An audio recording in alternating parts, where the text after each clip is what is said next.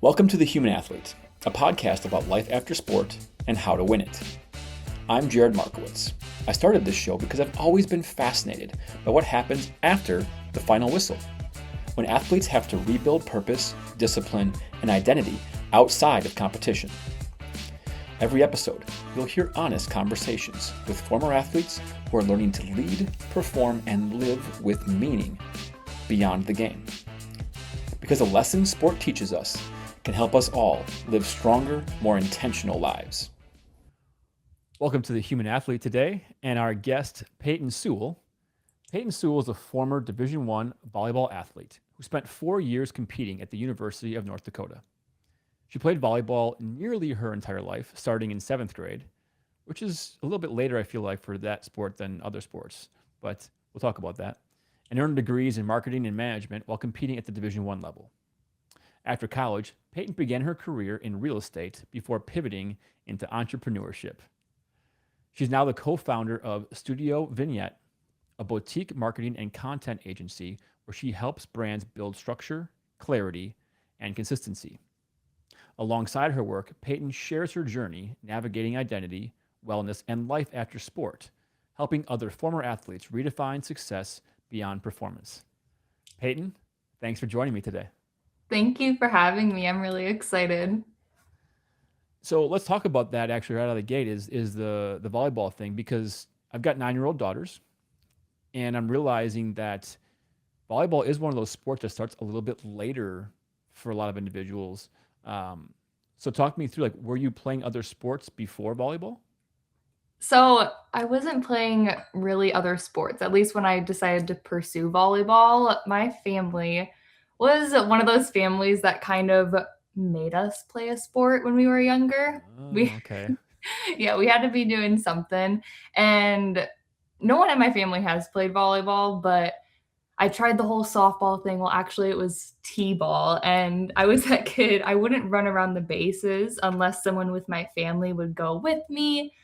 I remember I would try to swing the bat and it would just sting my hands. There was one time I just wouldn't run around the bases at all. Like, I would go the wrong way. I tried a few different sports, but I honestly just did not enjoy them. And I mean, nowadays, I guess when you get into the college level, like, my height isn't anything crazy. I'm 5'9", but Yeah. at that age, I was pretty tall in middle school. Yeah. But decided to play volleyball, and it just started out at the YMCA, and it was just really fun. I remember started on an Orange Crush team, but like I said, I was just kind of taller than everyone. Yeah. So I remember I was the first kid that was able to do an overhand serve instead of just like bumping it over with your little fist. Yep. And I don't know, just ever since I started playing, I just really felt like it was something I loved doing. It was just something I was really good at. Yeah. So I decided to kind of just run with it. But it definitely did start later, but it's just because I couldn't figure out really what I enjoyed doing. I mean, hey, you got to experiment and dabble to figure it out. Totally. So then high school and then obviously college, how was that experience for you in terms of the process finding, well, actually, let me ask this. Where did you grow up versus, because you played in North Dakota, where did you grow up? Did you grow up in North Dakota or did you grow up somewhere else? So I actually grew up in Illinois. I am in the Rockford area. Okay. And honestly, so what? I can't even think of how old I am anymore. 14 years ago, let's say, volleyball really was not big out in the Rockford area. Okay. So I think I did the Y for about 2 years, and I was like, okay, it's time I want to take this to the next level. So I ended up driving only about 30 minutes to the nearest club location. At that time, it was Fusion. It was a pretty big volleyball club out in the area. Sure. And again, I was still taller than most of the girls and everything. I was a middle at the time, so like the tallest person on the court. Yeah. But I would play all around, which is just, that is not something you do if you know anything about volleyball. Like, a middle does not play back row. But I was just doing it all. And so I did one season there, it was a travel team at the time. Probably, I'm guessing 12 years old, I think. Okay. And we had our first tournament, like big one. at Navy Pier in downtown Chicago. And I will never forget this because as we continue talking, you'll learn I'm really, really competitive and stuff like that. But I mean, like, people say they're competitive, but then, like, there's me. I take it to a whole different level. And at the Navy Pier tournament, like, the last game we had, because this team ended up kicking us out. Okay. I just remember we lost a set. So volleyball, goes to 25 points, and the girl on the other team ended up earning or winning a new pair of shoes because at the club, Sky High, which is in Crystal Lake, if they had someone serve a whole game, they got to win a pair of shoes. And I just remember looking at my family, specifically my grandmother, telling her, I am playing with that team next year. So I'm going to earn those shoes. that was my goal. That did not happen though. But yeah, fast forward, we take me to the Crystal Lake team Sky High, which was huge back then. Okay. And I end up making their top team as a hitter and stuff. As we keep talking, I wasn't a hitter anymore, as I found out I wanted to play at the college level. I was honestly too short. Yeah. So I ended up transitioning to be a setter and everything, which, yeah, I've definitely just the leadership, like, love that kind of stuff. I kind of love being the one to direct the court. You're kind of like if you compare to football, kind of like a quarterback, right? I mean, you control what's happening and you're sort of the tone setter. Definitely. Yeah. So right up my alley. But yeah, once I made that transition, I was still at Sky High. I knew I wanted to play at the college level. Sure. But again, I would say my first goal was, I remember telling my mom, like, okay, as I go into high school, I want to play on the varsity team as a freshman. Okay. Yep. But that was never a thing that happened at the school I went to. So everyone thought I was kind of crazy for thinking that. But I just explain that. What do you mean? Yeah. So back at my high school, just I guess I don't really know the reasons exactly, but there was just never anyone, at least for volleyball, that they pulled up to play on the varsity team. Oh, okay. Yeah, as a freshman. Yep. But I just like kind of doing stuff that, people say you can't do. Exactly. I love to prove people I feel wrong. you on that one. Definitely. I say that all the time. I'm like, if you tell me I can't do something, watch this. Yeah. Awesome. So yeah, did that and made the varsity team. And then obviously I'm like, well, what's my next goal? Yeah. Like, checked that one off the box. So next up it was playing at the D1 level specifically. Sure. I ended up getting, I switched my last year of club volleyball to a club that was actually out in the Rockford area. Okay. Long story short, it was like the old director from that first club I played at, very well respected, and just knew, it was going to be a 30-minute drive compared to at one point I was doing an hour to an hour and a half. For practices, man. 3 times a week. Commitment. Exactly. Yep. Very huge commitment. My grandpa would actually drive an hour from his house to pick me up and then drive me an hour to practice, back home, and then drive himself an hour there. So love grandpa, right? Love grandpa. Think about it all the time. So yeah, ended up making that switch, and I actually ended up committing to Western Illinois because I thought I wanted to stay close to home. Right. But nothing against Western. It was just not the program for me. Okay. I wanted to play somewhere a bit more competitive. Sure. And I ended up decommitting probably within a few months. It just didn't feel right. I just took the first offer. Okay. And so you really, it was kind of one of those things where they offered, you're like, yep, stay home, be able to see family all the time. I'm going to do it. And then you kind of went into the process of going, well, who am I playing for? What's the style? That sort of thing. Is that what happened? Or was it just purely the competitive piece? Definitely everything you just mentioned. I was really excited. No one in my family has played really at the college level. So I definitely just accepted something way too quickly. Sure. But yeah, at the end of the day, I'm like, if I don't really decommit now, I know I will after the Yeah. first season. Yeah. And Hmm. just for clarity for the audience, because I mean, right now in the college landscape and NIL and transfer portals, I mean, you can people are going all the time from one place to the next, but this wasn't the case when you were going through the collegiate experience. It was a where you go is probably where you're going to go for 4 years. Totally. I Yeah, remember, I don't know if it was actually ever a rule, but in my mind, I thought you could maybe only transfer like one time, sure, but sure. usually you were there for 4 years. So yeah, something snapped into my head, and I was like, that it's not right for me. Got it. Hmm. So But then you go to North Dakota. yes. Talk about that experience. So played there for 4 years. I ended up going to North Dakota, University of North Dakota, because they were a top 50 program, like at the Okay. time that I ended up signing. And I end up during my 4 years have three coaches, which is, if you kind of know anything about athletics, that's kind of crazy to think, like what is going on there. At least that's my first thought. Mm-hmm. You're three coaches in 4 years. So I commit to this one coach, great competitive guy. I was so excited to honestly have him as my coach. Yep. But then within the first semester, he lets the team know he's leaving. Mm. So, quick little thing is I actually graduated high school early Okay. to make sure I could go get a semester before volleyball season since that starts in the fall. So, I had a whole spring semester under my belt. And then I heard he was leaving. So he left before you actually started your first full season with North Dakota. Yes. Mm, Mhm. that's tough. Yeah, it was definitely very tough and obviously a bit upsetting, but Yeah. whatever. I mean, I knew there was going to be challenges going into college sports. Life is, right? Life is challenges. Exactly. Yeah. But honestly, I wasn't expecting as many challenges as I honestly had during my college experience.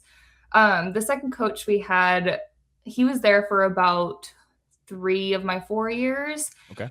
And it was not the college experience I really thought I was going to be getting. There definitely is stuff out there in the public, if you were to look it up, but he ended up kind of going due to Title IX violations. Oh, So, interesting. yes, it is a definitely very interesting thing, but at the end of the day, I honestly like I wish it would have went better, but I'm also like not mad that it went the way it did because I learned like a lot. Like I really learned, like, if I were to ever be a coach, like, I know how I would not treat players. Yeah. Yeah. And it did teach me really, like, how to communicate well with my teammates and especially, like, how to give and receive feedback from others. Mm. So it definitely taught me a lot, but sometimes I do kind of think back and maybe I should have transferred. Well, and I feel like that there was some level of you were almost giving up on a program at that point if you transferred. It was more of a the athlete is the problem Mhm. when that decision was made versus now it's largely opportunity and or money. And so it's a Yes. very different culture. I mean, we can go on for forever about that because it's a whole huge topic at the moment. Um, but but yeah, I mean, and I think there's definitely always value to be learned with every experience you have because I think about people say I wish I would have known now back then and been able to do what I know now back then. And I've thought about that. And to me, I go, I'm not sure I do because I don't believe I would have gotten to where I am now had I not gone through both the good and the bad along the way. And there's, like you said, there's a ton to be learned by recognizing and going, oh, okay, maybe that person isn't somebody I would make the choice to be around on a regular basis moving Mhm. forward if I had the choice. And there's a lot of things you can learn about how to engage and interact with people that you go, okay, well, this was done this way to me.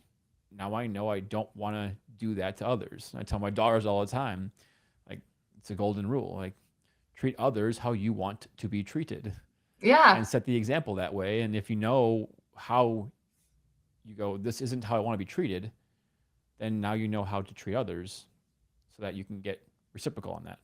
Exactly. It's Yeah. a simple thing. I remember being taught that when I was younger, but yeah, it's definitely something that we can all focus on. Yeah. Yeah. Okay, so I do need to dive into this a little bit because I think it's important just to understand part of your experience is I want to talk about you developed a pretty big following, and this is all again pre-NIL hmm through social media platforms, and you can specify which ones.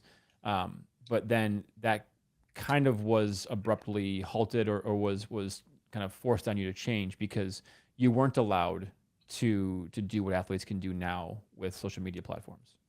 Yeah, definitely an interesting topic. I feel like that actually happened maybe the last year when I had that one coach I was speaking about. So about my junior year into senior year, I think NIL started, Mhm. but I really started to blow up on TikTok. Okay. And then that did lead to Instagram and stuff. But I think at one point I had it was over 300K on TikTok and maybe up to almost 50K on Instagram.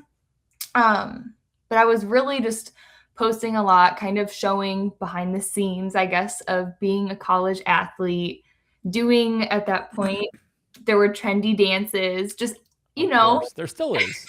there is. So, yeah, that hasn't changed, but I definitely rode that wave and I would go live all the time and just kind of talk with this whole community I built. Sure. One point, there were a few people I know that actually flew out to our games to come see me and another teammate that were both blowing up at the same time. Cool. Yeah, people started buying UND gear, and the girls at the college camps, that was probably the best part. They would get so excited, and I remember doing some of these trendy dances with them Yeah. for their overnight stays, and it was just the coolest experience ever because it really felt like I was like a part of someone else's life, but in a good way. Yeah. I Mhm. mean, to me, I think about that like that's almost the most optimal social media experience Totally. is to be able to be an athlete, give a behind the scenes look, which a lot of people are interested in because I mean, it's and I don't know the percentages, but it's the 0.01% that elevate themselves from high school athletics to Division One athletics, right? There's Mhm. certainly Division Two, Division Three, and all kinds of different iterations beyond that. Um, but a lot of people don't get to really experience that and to be able to see that through your eyes. And then, I mean, again, positive experience, but to essentially be a mentor, a role model in a lot of ways for young girls who are into volleyball. And certainly social media is a huge part of their life. Mhm. To find somebody who's positive, I mean, I can't think of a better way. If my daughters were to be like, hey, we're following this girl and she's, if they're softball players right now, but like, you know, she's a softball pitcher and catcher, they're sisters, I'd be like, that's awesome. Get to see Yes. this firsthand and have something kind of to aspire to and to look up to because parents can only do so much. I think that's such an amazing social media experience. And we'll get to that because it's impacted where you are now in your Mhm. life too, I feel like. And that's why I wanted to bring that up because I feel like it's a really important piece and it had to have been impactful on your journey That through and towards the end of athletics and beyond. Oh, yeah, totally, and then I'll just kind of touch on it, but I think what really did it sucked, I don't know how else to say it, but my It's school all at right. one point, um, I don't know, like I said, it was me and another teammate, we were both kind of blowing up, I would say. Yeah. It kinda got shut down, like, I don't know exactly why, I know legally, like I said, we couldn't make money, like, NIL was not a thing, Yeah. but I knew I couldn't accept brand deals, Mhm. but people would send, money on live streams and stuff just by, like, touching, like, these, I don't know, gifts or whatever you wanna call them Yeah, sure. on TikTok, and the school found out, and that was just they shut that down right away. We donated our money and all of that, but then we just couldn't post anymore in our gear in any facilities, and it was just kind of I guess I had an identity crisis on social media before my identity crisis after post college because it was so confusing not being able to post my life. Right. Well, Mhm. and I mean, I feel like that's and I'm 40 and you're in your 20s. Mhm. There's a generational piece of that that I was on the front end of, and I had a lot of friends who with us was Facebook growing up even that would post all the time, and I just avoided it like the plague for a long time. And so I never really understood that. And now I'm in a place where it's part of what I need to do to just promote my brand and what we're doing because I want to impact people. And so Yeah. it's for the positive purpose of it versus just day to day, you know, who I am. But yeah, that's to be forced into it, to be forced to shut it down. Um, it had to have an impact on you. Definitely. And then NIL was right around the corner, but even once it opened up, we still weren't able to post. Honestly, at one point, it really just felt like us two were being targeted, Mhm. which was really sad to see because I would see other athletes at my school posting in Sure. their jerseys or in their locker room. I even had some girls actually on my team that were able to post. So it was just really frustrating. But again, I was probably 19 or 20 years old. I was too scared to really speak up. Yeah. Yeah. Hmm. Well, and at the end of the day, well, let me ask this because you went into college, Division One athlete, and like you said, you're always striving for more.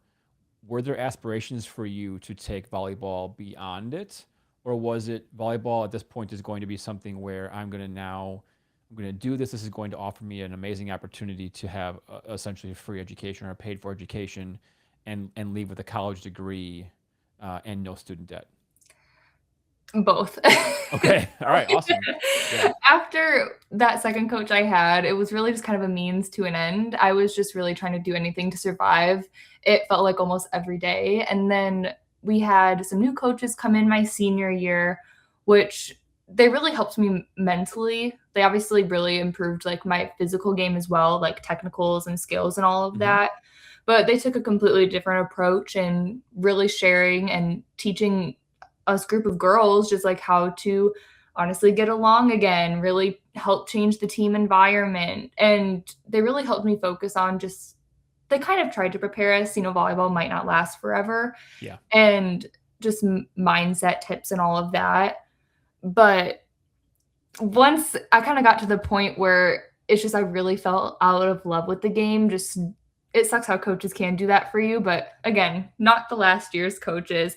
I decided to really not take my even fifth year because we had a fifth year due to COVID. I Right. was Okay. just so done. I was so ready to, get into the real world Yeah. and stuff. But I remember having talks with them, even my fourth year with the new coaches about playing professional overseas because even at that time, we didn't have a pro team in the US. Yeah. Yeah. Mhm. And I mean, I feel like just knowing what I know about it, it's been for a while. I had a good friend who he played basketball professionally, really primarily through Europe, Asia, and even then New Zealand towards the end. He's from New Zealand originally, but his wife more or less followed him around and then would get picked up by the subsequent volleyball program, and they can make really good money.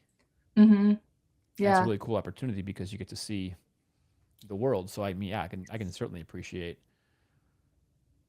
like you said, if this is competitive and you're up here, at some point you go, Uh-huh. well, what's next for me on this volleyball journey? And if it's professional, so then what made you realize? Was it just because of burnout from the collegiate experience, and you were just like, okay, I'm not going to even take this fifth year. I'm not going to pursue this. I want to just move into that next part of my life. Yeah, it really I did a lot of, as we would say, like self-help work. And, I started to go to sports psychologists, so therapy. I started reading a lot. I did yoga to really just help, I don't know, get my mind right. Like, have an hour to really not think about sports or school or anything. Hmm. But I was just so burnt out. I really, really struggled, like, honestly, going to the games almost every night, it Oh felt like, man. which it's so hard to say, it's so sad, but honestly, it was just I would kind of dread and wait for every 2-hour practice to be done, like, I would be that person looking at the clock, like, oh, we have 5 minutes left. Let's just get through this. And I don't know, maybe I wish I could have just given it another year, but I was just so mentally burnt out. Yeah. Hmm. And it's just, I mean, that's sad for me to hear because someone who loved it so much, who was so about the competitiveness, and I mean, this is what we're going to, get into, and this is where I feel like a lot of athletes really struggle is it's difficult, extremely difficult to find a competitive environment in the real world, the big world, whatever you want to call it, the non-athletic world that compares. It feels almost impossible some days. That's Um, been definitely one of the biggest struggles. yeah, so I mean, for me, just hearing that, it's like that makes me sad for you that it got to that point where the competitiveness um, was outweighed Mhm. by burnout, by, you know, I mean, and changing of coaches certainly obviously plays a factor into it. And I'm sure you can just layer on all the things. You can. Mhm. And there's plenty of things I'm sure that we'd even talk about that if you were to go and reflect back on it would be a part of the whole burnout process because it's not just one thing. No, it's not. Like, I remember every year it was either, especially with that second coach, like, "Oh, I'm gonna transfer this year," or I would always call my mom, I'm really close with her, like, "Okay, this is the year, like, I transfer," or, "I am so done," but I just remember getting to that last year of volleyball, and there was just a difference by the time I told her, like, "I'm actually done this time." Mm, There was just, I mean, once I flipped that switch, like, you could tell there was no convincing me yeah, otherwise. yeah. Mhm. Hmm. Yeah. So then you're now, um, are you graduated Yes, in 4 years? yep, I Okay. graduated in the December of '22, and that was also when my volleyball career ended, Okay. December 22. So you didn't need to be in school for that 5th year. You were literally able to Mhm. cut ties both from the standpoint of I have a college degree from North Dakota and I no longer want to play volleyball, and so there wasn't any weird, awkward overlap. Nope, none. I remember it was the thing that made me kind of consider it was I got into the MBA program, but at the end of the day, I was just like, "I don't even know what I want to do," so I'm not in my mind, I was like, "I'm not gonna waste my time doing school because Sure. I don't know what I want." Yeah. Yeah. Mhm. And so then um, you said graduated in the bio, you said graduated with degrees. Yes. Explain that. Marketing and management. Okay. Like you said, brought up the social media part. Yeah. I started to really just fall in love kind of with content creation and really just finding a way to be creative. I think I actually started school with a psychology degree. That's what I wanted to do. Okay. But obviously switched into the business world. And I ended up just getting my management degree because I needed like another few classes. Like I Sure. was always filling my course load. I'm someone that loves to be busy. So ended up just getting that and a minor in leadership. Nice. But yeah, I just was really just trying to test out as much as I could, I Sure. guess, which really led into where I am now within marketing. Yeah. Mhm. Well, let's talk about because there was that brief little window where you graduated in 22 and then you got into real estate. And I'm just curious, from your perspective, why you chose real estate. And then we can talk through this or ask the question later on too. But I'm just curious then what, for you, what was it that realized this doesn't make sense for me? Yeah, so real estate ended up starting, I think, a year and a half actually after I Oh, graduated. okay. Okay. So I was actually still in North Dakota for another 6 months or so, Okay. just, living in my Living in apartment. your apartment that you got rented and you're going to pay for rent anyway. So might as well be here. I Exactly. feel that that was me for the last. I had 4.5 years and graduated, and then had a half a semester where I got a dog. I got a dog because I'm like I'm working when my friends are at class, and then when they're not at class, I'm so okay. I'm just gonna get a See? dog. Yeah, you get it. I Uh huh. had a cat. See, there we go. It makes sense. Uh huh. So yeah, I actually got like 2 jobs at that time too because I was so used to just being busy. Yes, I feel So that. tested out a few part-time jobs and whatever, got really, really into fitness, kind of obsessive. Okay. But again, it's pretty much all I knew. So did that for 6 months. Then I ended up actually moving back home to Illinois with my parents. And it was the hardest part, I would say. Like from then to now, it was so hard to just, it was hard job hunting. I thought, I was an athlete. I have 2 degrees. Yeah. People are going to be waiting, like Yeah. they're going to be lining Like, up. just I'm gonna have to take voicemails and take messages and compare and contrast and see what can you provide for me. Exactly. That was not the case at all. No, it was further from the truth. But I remember I was just getting declined left and right from job interviews. People wouldn't even interview. I would make it till the final interview. I would get referrals, and they were all just no's. So I'm like, this is just so frustrating. Mm-hmm. My parents worked in the typical corporate retail world. So I'm like, I have to follow their path. But then I got to a point, I'm like, this is just, I'll keep looking for jobs, but I'm just going to go work for serving. Hated that. Fast forward, I'm like, okay, I know I don't want to live in Illinois forever. I'm going to go move to Indiana. You're going to laugh. I loved watching those real estate shows, but that is not why I got into real estate. Okay. Oh, hang on. The real estate shows are like LA and New York. They're not Indiana. The housing market is great up there, I will say. Okay, that's fair. You probably know that better than I do. Because we've watched what million dollar listing in New York. Is that what it was? Yeah, I remember that show. My wife and I watched that, so I get it. I know it looks fun. I will say real estate is fun. Yeah. I loved it. But I had family out in Indiana as well. Okay, all right, that makes sense. That checks out. Reason. Yeah. But I, again, tried a few things up there, worked for a gym actually for a while, Okay. Was the general manager. But again, remember I said I got obsessed with fitness. So seriously, my entire days were just filled with working out. And I got to another like kind of unhealthy point, it felt like, in my life. Just was not myself, which is really weird to look back and think on. Like I would just cry randomly, and that's just really not me. So like, I'm going to remove myself from the situation and finally do something I knew I wanted to do. Okay. Real estate just caught my interest because of the fact where, to make money, you have to work. I loved the idea of kind of, I want to say, not controlling my schedule, but I guess everyone knows when you work and own your own business, you don't really have like a free schedule. Your schedule relies on other people. Correct. But I love the idea of having every day look different, kind of due to volleyball. Sure. Mm-hmm. And I knew it was going to be a challenge, and the sky is the limit, seriously, within real estate.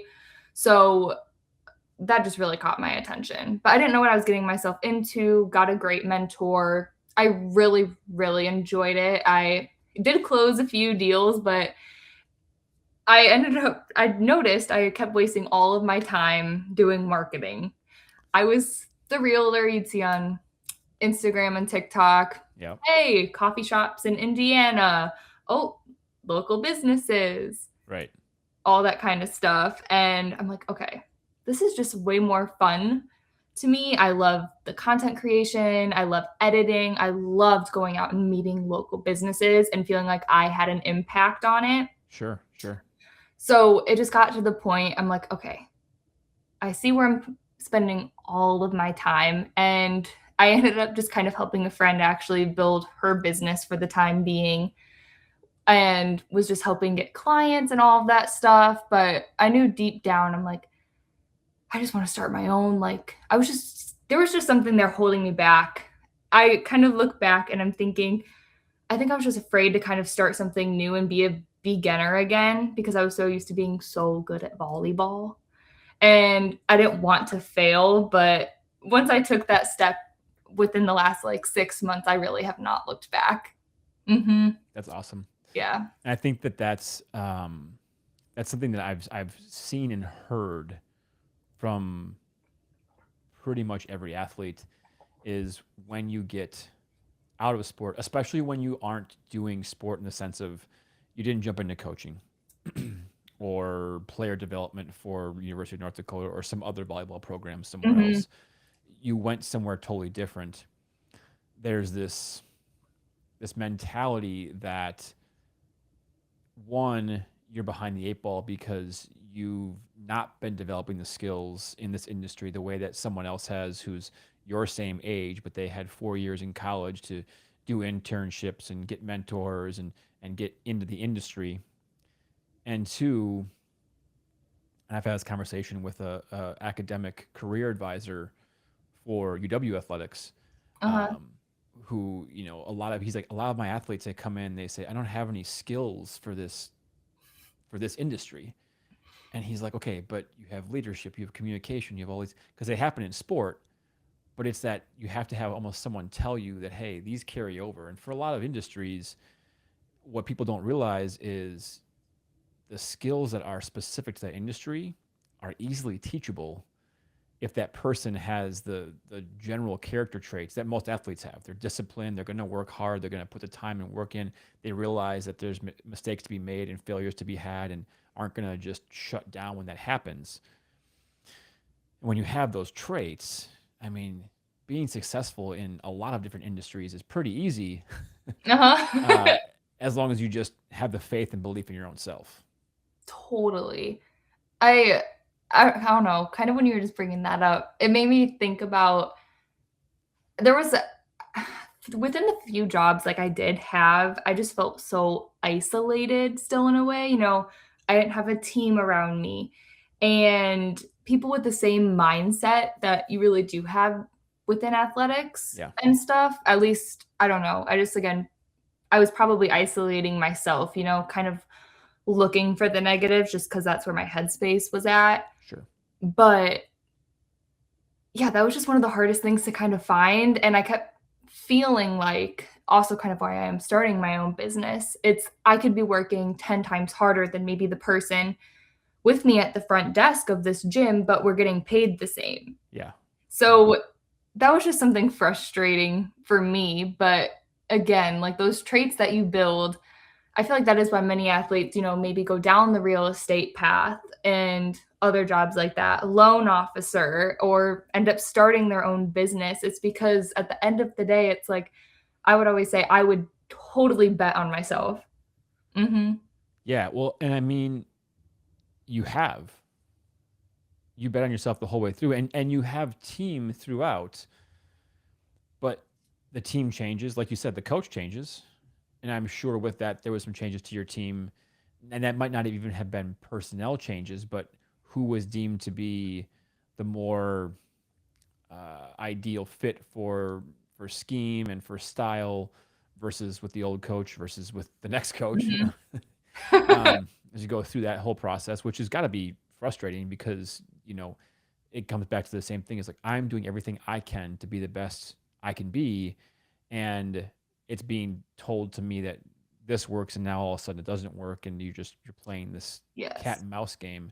But I think as people get more mature, they just start realizing all I can do is be the best version of myself possible, and then at that point, whatever happens, happens. Exactly. I Yeah. remember, I think it was Sky High, our shirts, they just said, "Earned, never given," and I really do live by nothing is ever guaranteed, but that's also why I think I could be, like, the hardest critic, and I do expect a lot from myself, as I know many of my other friends in athletics, we can be so hard on ourselves. Yes. Yes. Mhm. And it's one of those things that has been a staple of. So in our gym, one of the things that we try and do our best to do, which isn't always possible because people will finish their workout and then leave right away.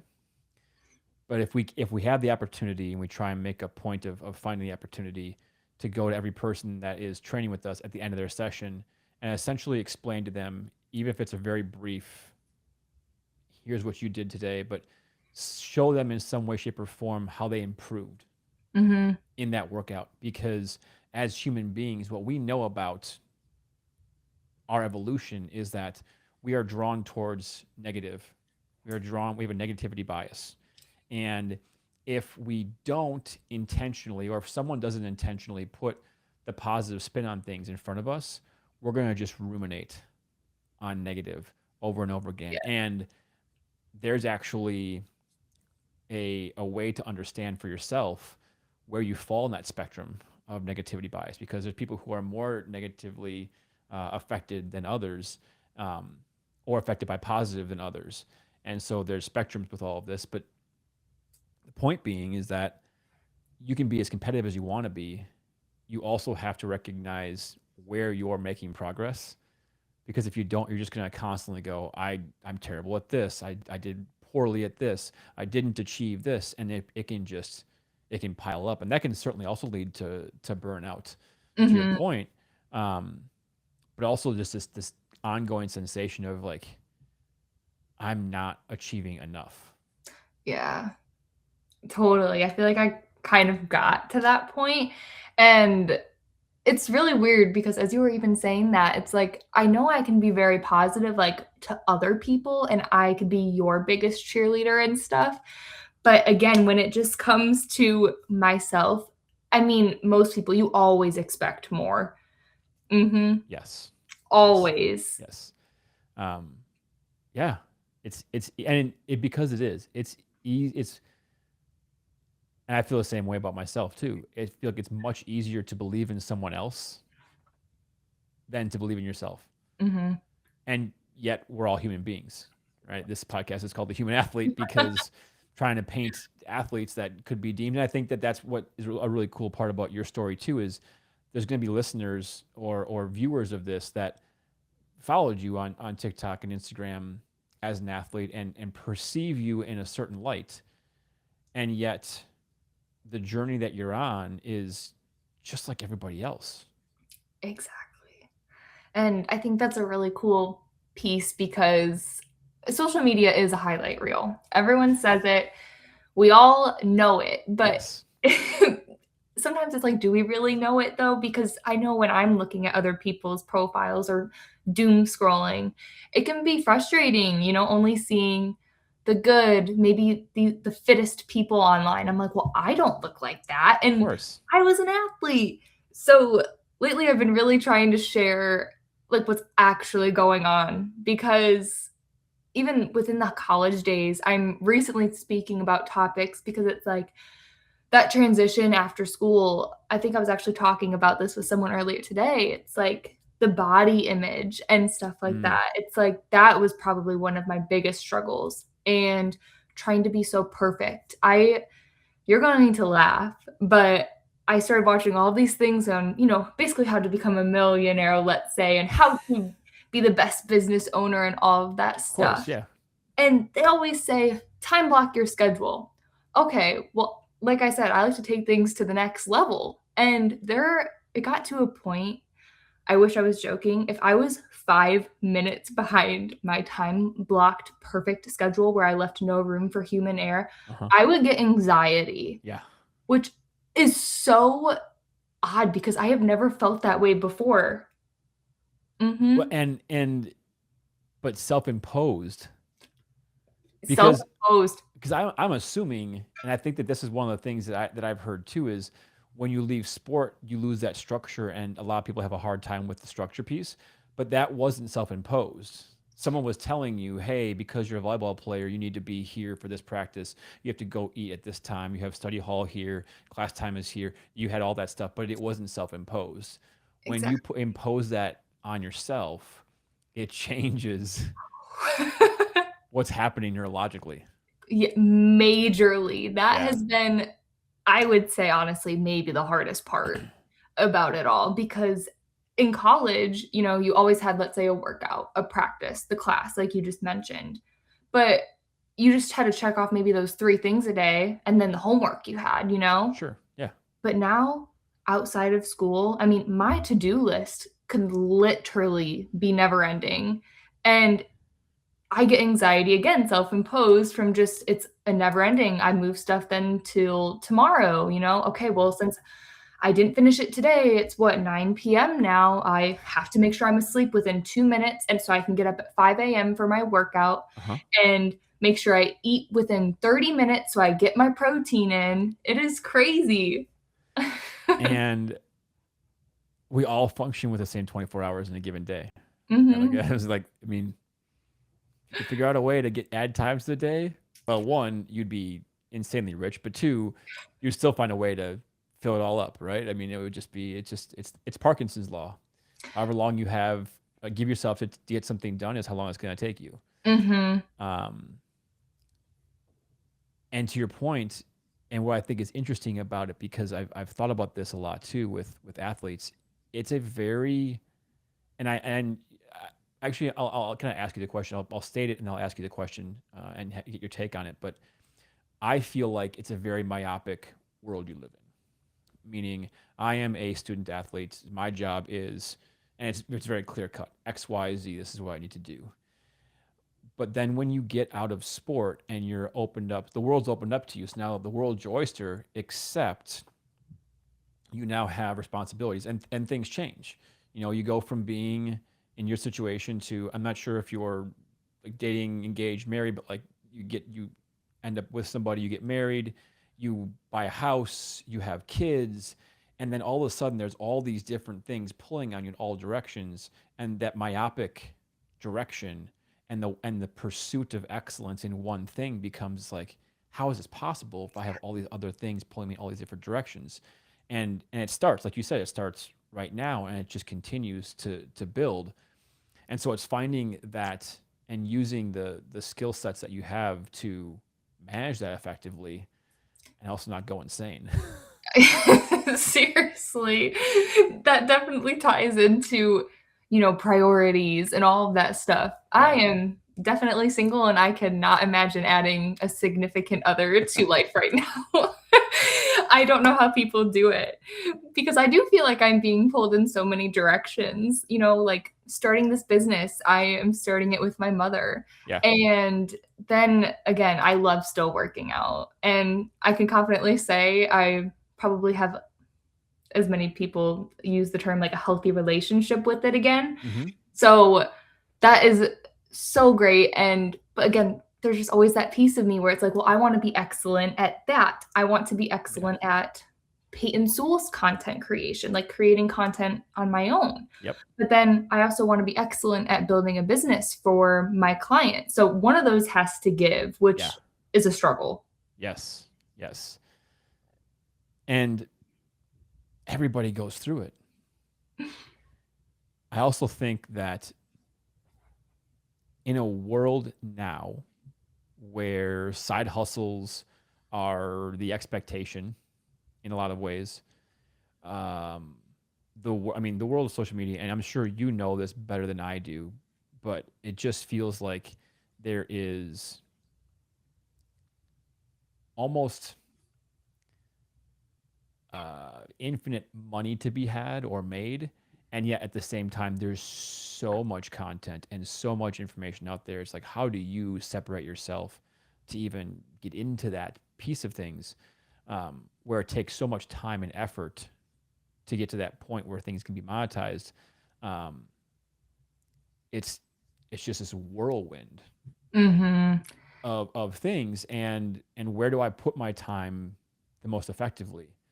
It's an awesome question to ponder and think about, I feel like.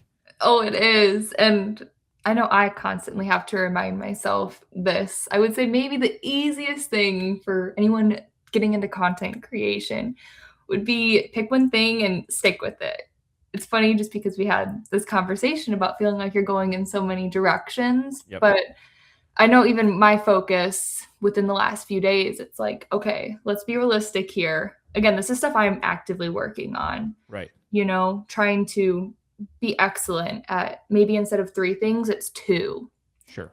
And I just really am trying to kind of go all in. Maybe for me, that will be TikTok. Like maybe even picking like one thing. Maybe for you, it's focusing, I'm going so hard on podcasts right now and stuff, because at the end of the day, it's really not possible to do it all. Like you can't create long form videos on YouTube and do a podcast and do all these short form videos, because at the end of the day, like you said, this is more likely going to be a side hustle for someone. Right. Mm-hmm. Right. And I think there's an immense value in passion and purpose and those statements. And I'm super interested in, I'm listening to a book right now, which I've decided I'm going to buy. It's called The Art of Impossible. Art of Impossible? Yeah. I'm going to write by it down. Stephen Coulter or Kotler. And he is talking about the neurobiology behind all like motivation, drive, all these different things. And I speak about that when I'm on stage. I speak about motivation, discipline, action, reflection, kind of as my flywheel. And he's bringing in all of this underpinnings of neurobiology and what's happening in our body, in our brains, that makes these things work and happen.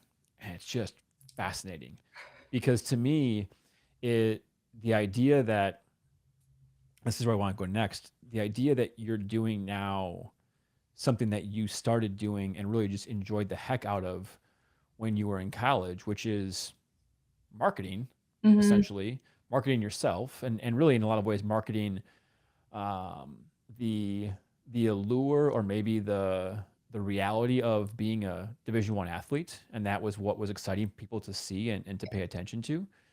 In a lot of ways, that was you playing. That was you going, this is allowing me to have my creative spirit and drive manifest itself through content creation. And I love this. And it's always said, right? If you do what you love, and you never work a day in your life. And it felt like that, though. Yeah. And so if you can find something that allows you to play on that, I feel like the people who are the most satisfied in their career paths are the ones who find this combination of passion and purpose for themselves within what they do. Because at the end of the day,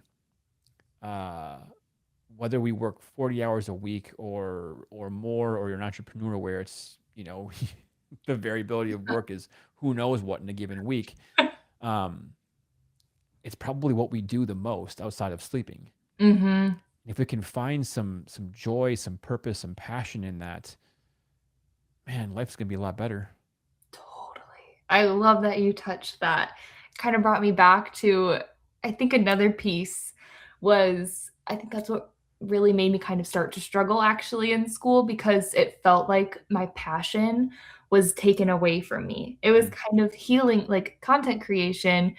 It felt like it was healing me through this little downward spiral I felt like I was going through with volleyball. So then to also have that taken, it was just not fun.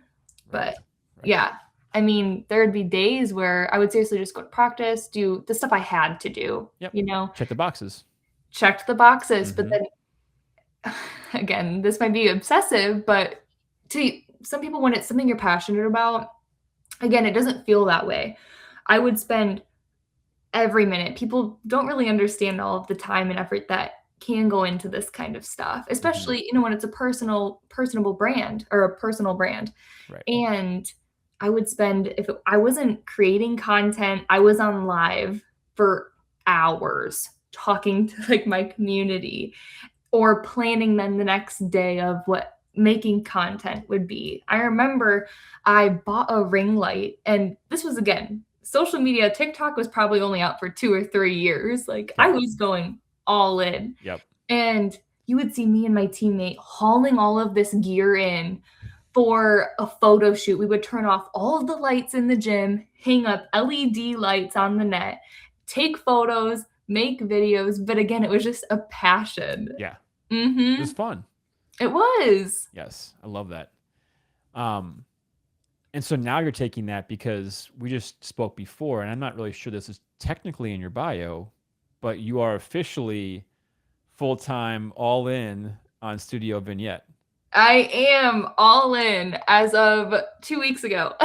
That's awesome. Yes. Very, very exciting to definitely be starting this chapter, we could say. Yeah, I was doing content for social media manager for a brand out here, Candy Cloud. And if you don't know what it is, highly recommend looking it up. The drinks are phenomenal. Candy Cloud. So it's a restaurant.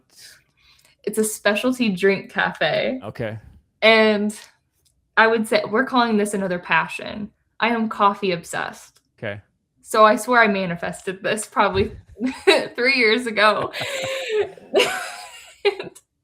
But yeah, long story short, started working for them.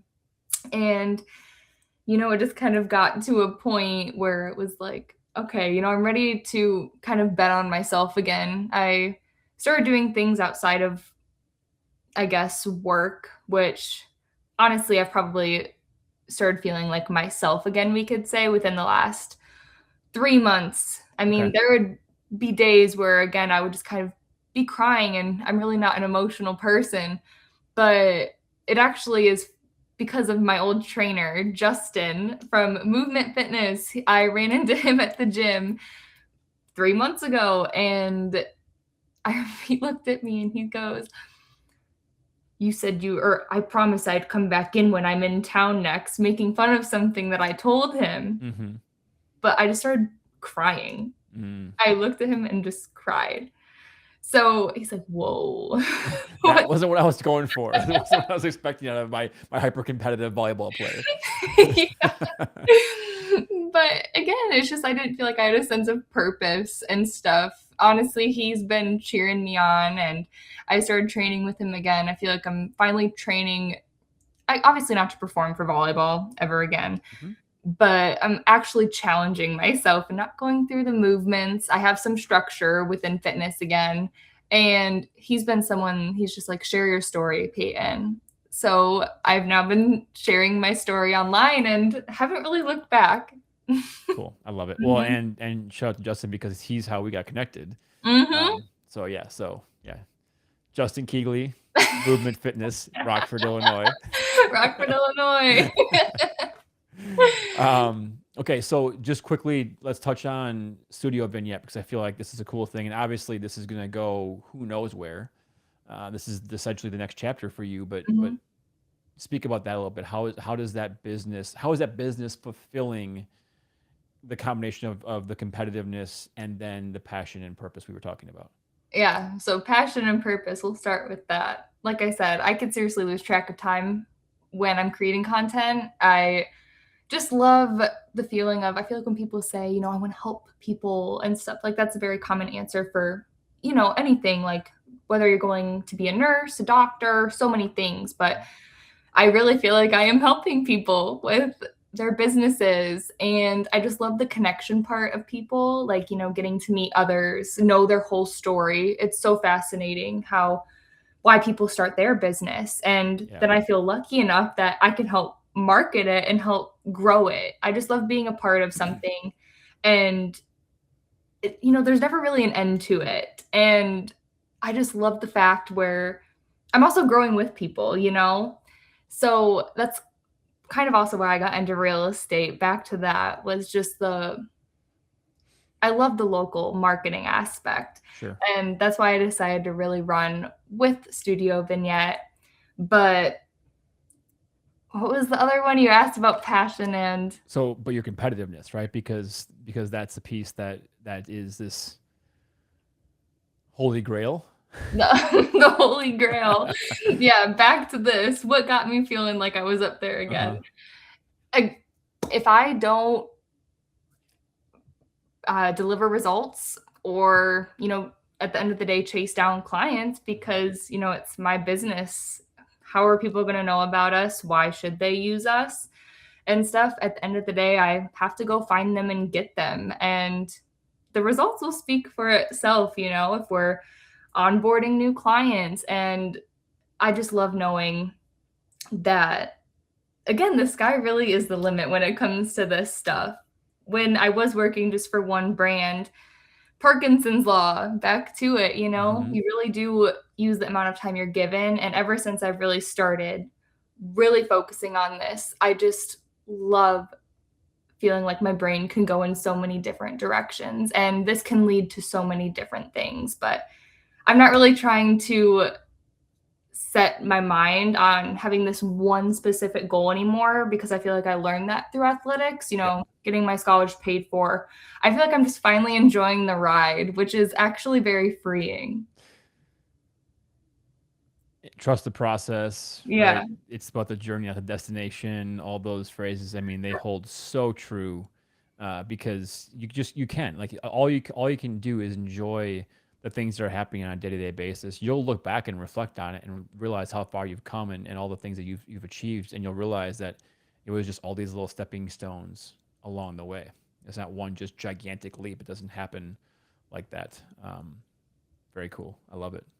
I love what you just said there, for sure. I actually believe that stuff now. You might hear all these little Oh sayings, yeah. but It's a very different between, and even saying it, or you can say it out loud and having that belief in yourself Mhm. that that's the case. Yeah, I feel you on that for Yeah. sure. Mhm. Um, so here's what I want to end with today is, it's a human athlete, and we talked about this, and obviously you could go back and listen to this, and you could hear all the different ways in which you've been challenged, you've struggled, but right now for you, Peyton, where are you still struggling? That's a good one. I would say my biggest struggle at this time, it's hard, I guess, to pick. I'm gonna say maybe 2 of them. It's fine. I think just again, being really honest, because I know at the end of the day, other athletes or former athletes are gonna struggle with this too. It was really hard physically seeing your body change. That I don't know. It's really hard because at the end of the day with, my schedule, I'm never gonna work out 4 plus hours a day again.